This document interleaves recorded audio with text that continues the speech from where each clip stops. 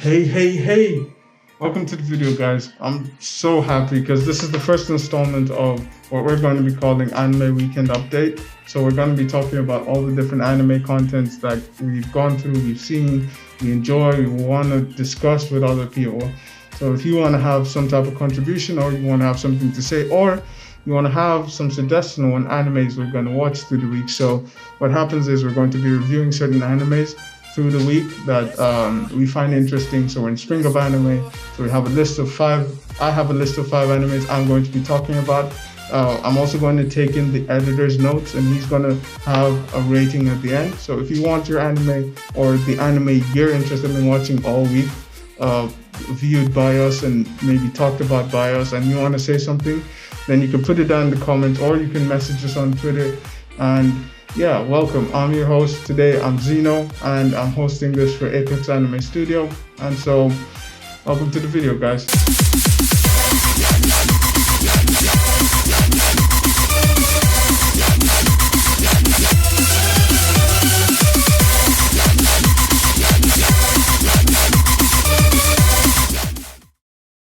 All right.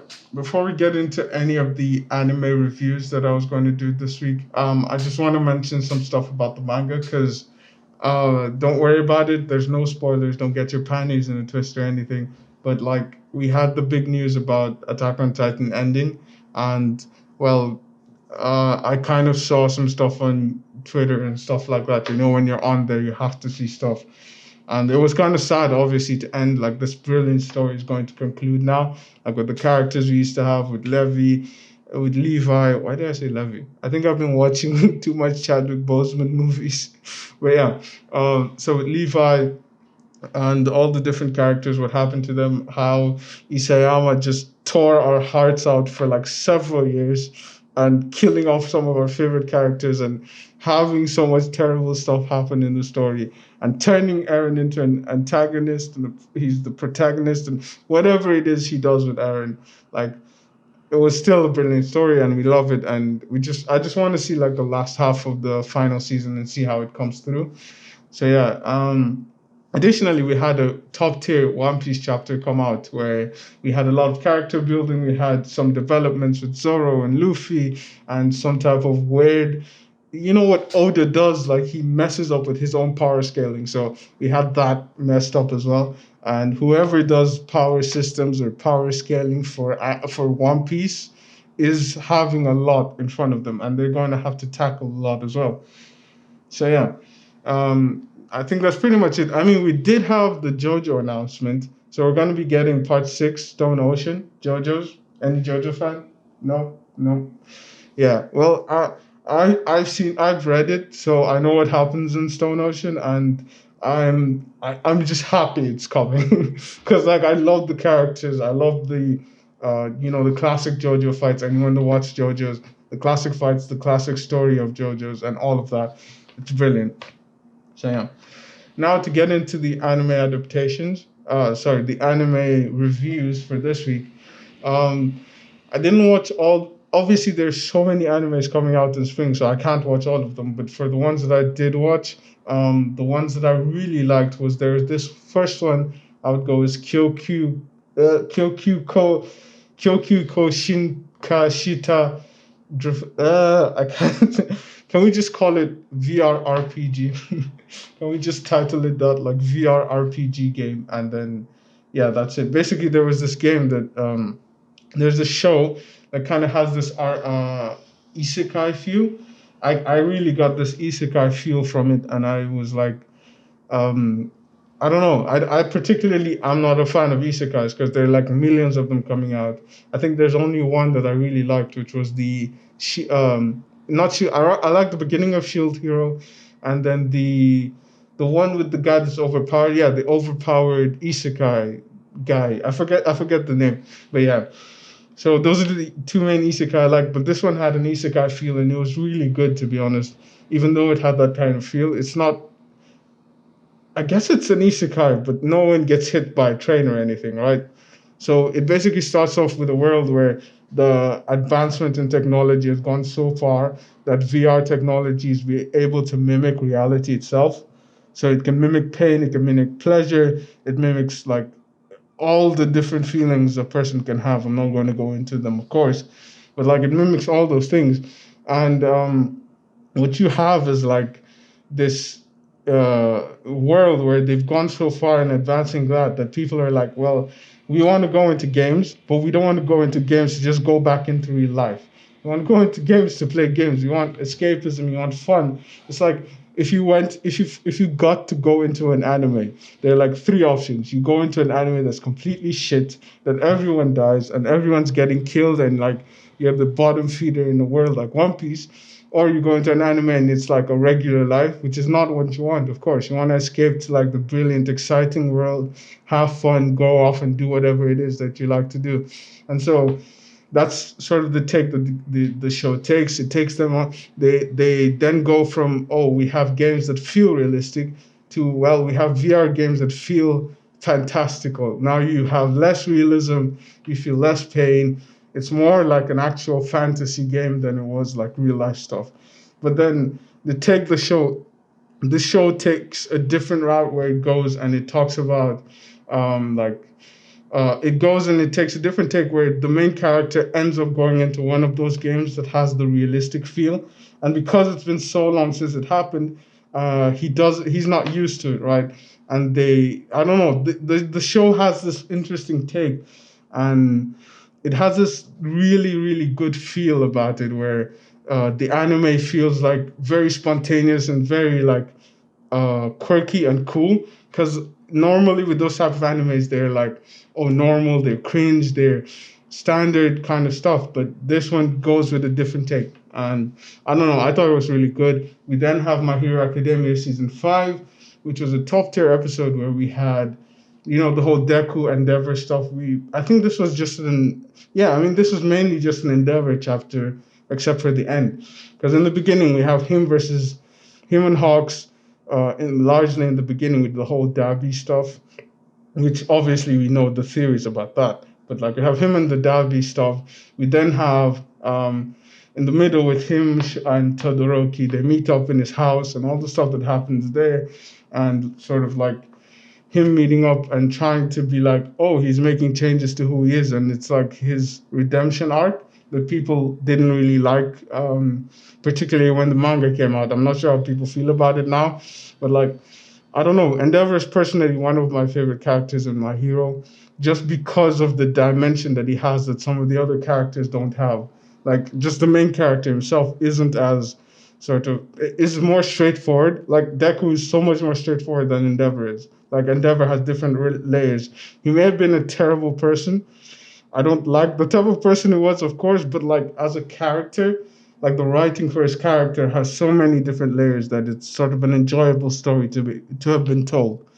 And and the episode sort of ends up with this sort of going back for Deku, where he meets the Vestiges in the One for All, where he meets those previous users of the time, where he has this dream and he's like the shadowy figure, and he meets the first user of One for All. And so we get to see now in the next few episodes what that's going to be like, what's going to happen to Deku, what's going to develop with him, what are we going to see, and all this different stuff. Additionally, we have the Shaman King that came out. I don't know if anyone's a fan of Shaman King, but personally, I started watching the previous one, the original one that came out previously. I started watching it and I didn't really like. I didn't get past like 5 episodes, but this one seems really cool, and I don't know. It was just pretty standard, to be fair, but the power system is obviously pretty cool, because what happens is they're able to summon ghosts. So ghosts exist in this world, and they're able to use their powers and integrate them with their bodies, and then access the powers of those ghosts. So it would be weird if you had like a ghost that was like Donald Trump. Like, what would that be? They're like, yeah. So the main character is able to access powers of ghosts, and there are other characters that are able to do that. And it's supposed to be, you know, your typical shonen story, like, right? So the character was shown to want to be the Shaman King, and the main villain is actually his twin, and that's shown in the first few clips of the first episode, right? So you have this story going on, and I think it's going to be an interesting one to watch. I don't know where it's going to go, but I'm obviously down for the road, and I want to see what's going to happen. Additionally, you have one called Jiren Princess, The Blood in the Snow. If no one's seen this, actually, this is one of the better ones, I think, from this week. Um, Basically, you have this assassin clan that's in the shadow that seems to be in the Edo period, and then you have people, you have them going around assassinating people, and then they have this giant plot to kill this one person, and it's kind of confusing to me personally because they have this weird story they're trying to tell, right?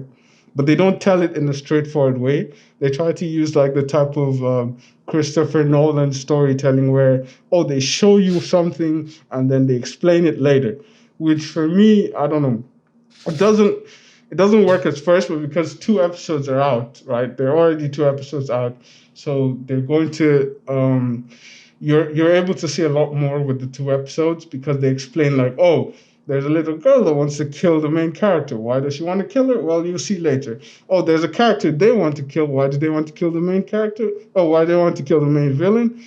Well, because something happened to the main character, and then when she was younger, her parents and all this stuff.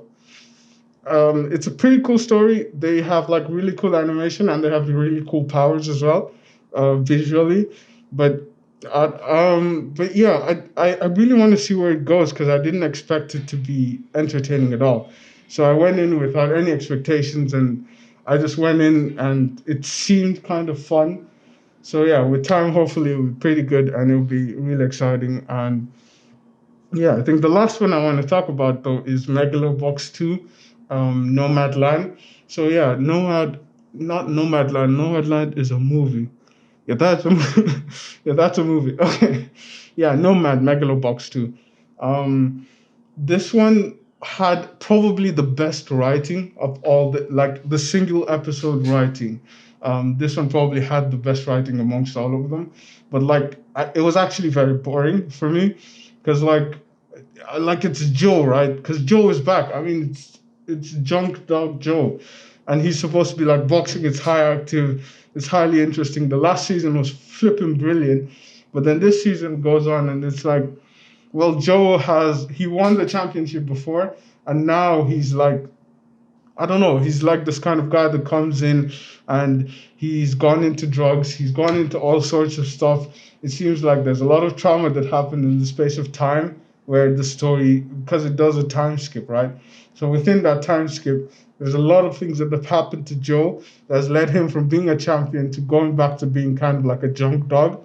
And they show this wolf character, well, not character, they show this wolf in the middle of the street who looks exactly like Joe. He has the scars on his face. He has the scars like on his chin, the same exact scars, which is supposed to mimic and represent well, like the storytelling, right? They're supposed to reflect how Joe has become kind of like a junk dog again, and it's him facing himself kind of thing. And then you have the story where he went on to fight someone, and he battled with the guy, and it was just like on and on and on and on. Like it's a good story they told, but like it wasn't that entertaining. Cause I don't know. For me, it was like I want to see what goes on more. Obviously, these are the first episodes or first two episodes of these series, so we want to see more and we want to see more about what happens to these characters. But like for the ones that were really entertaining, I mean, the VR RPG was like the best because it was like funny, it was witty. There was this weird female character that was like a game store owner, and yeah, there were all these characters, and it was sort of fun and witty and lighthearted. That one was lighthearted, but the Joe one, the Nomad Megalobox 2, was a bit more sort of gritty and dark, and the my hero is also dealing with a serious concept about like family and abuse. So yeah, with time I'd like to see where these different stories go, and with time hopefully we'll get something better. But yeah, I just really need to see how more of these stories go. But for me right now, the most promising is the VR RPG one. Yeah. I mean, right now, what we're going to do is I'm going to go over the editor's take and I'm going to go over the editor's rating because the editor obviously has something to say himself. and he has something he wants to talk about regarding these anime. So I'll just go over it really quick, and then that'll be it for the video. And cheers, guys.